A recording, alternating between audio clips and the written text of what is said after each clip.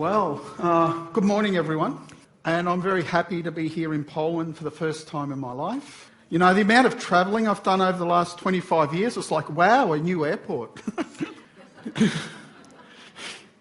I can add it to the list.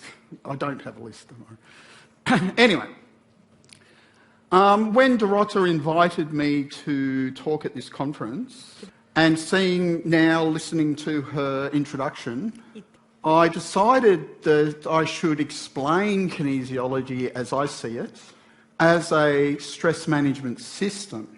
And this goes right back to Richard Utt, who's the founder of applied physiology and one of the major influences in my kinesiology direction, where he saw kinesiology as a stress management system. And I don't know how many of you have a knowledge of physiology. And there's a term called homeostasis. I don't know if you've heard of it.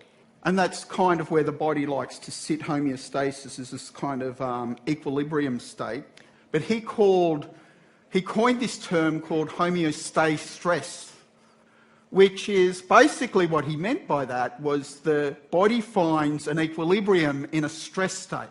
Anyway, he had his basic training.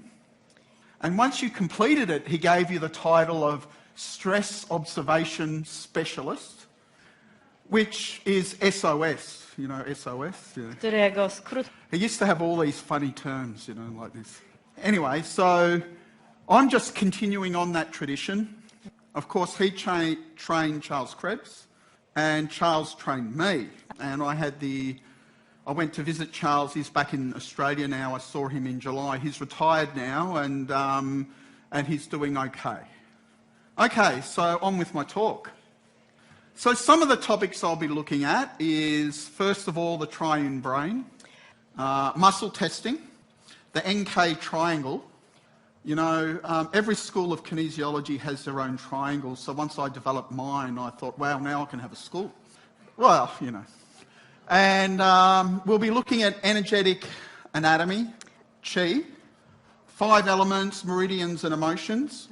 And I've added a little surprise at the end. Hopefully we've got time for it. It's some new stuff I've just come up with recently, the latest thing involving chakras. She understands it with Indian accent. Cool. Okay, so first, triune brain. This was developed by Paul MacLean back in the 50s, last century. That was 70 years ago. And basically he said, you know, studying evolutionary model of the brain, he identified 3 levels of it. You have the reptilian brain. So that's the ones that reptiles have. That's like reflexes, instinct to survive, you know. Then you have the paleo-mammalian brain. And that is what you get it first emerged in the first mammals. And that has the limbic system. And the limbic system is where you have your emotional brain, you have memory, pamięć, and skill learning, you know, like when you learn a skill, like driving a car. No one here was born knowing how to drive a car, you had to learn. And then you have the neo-mammalian brain, or the neocortex, and that is your thinking brain. It's what humans have that is more than any other mammal.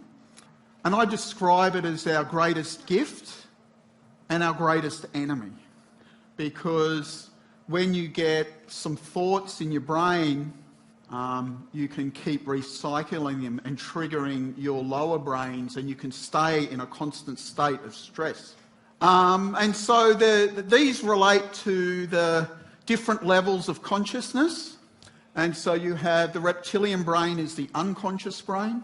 So when you look at the stressors, it's like you don't know you're stressed. Like, have you ever seen anyone and they say, oh, I'm not stressed out, I'm perfectly fine. Yeah, that's that. Reptilian brain. And of course you don't know why you're stressed out. Then you've got the subconscious stressors. So they're in your limbic brain. Okay, I know I'm stressed out, but I don't know why. I don't know what my trigger is. And then you've got the conscious stressors, and that is in your neo-mammalian brain or neocortex. And that is, you know you're stressed out, and you know why. And that is powerful. You know, in NK we have this tagline, make the unknown known. And that comes from my teacher. She wasn't kinesiology. She was a Reiki teacher, but she was a master, completely enlightened person. And she used to say, the power is making the unknown known. And it's so true.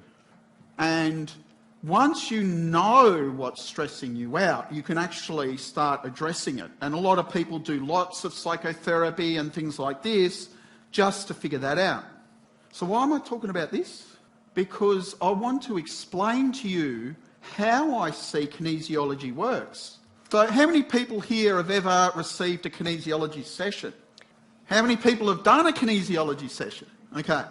What's the first thing you notice that you use is muscle testing, right? You know, kinesiology can get a bad name because people use it as a diagnostic tool. In fact, on the International College of Applied Kinesiology website, they say kinesiology is a diagnostic tool, which I don't agree with. It gets us on quack watch, you know, where people think we're quacks because we use muscle testing.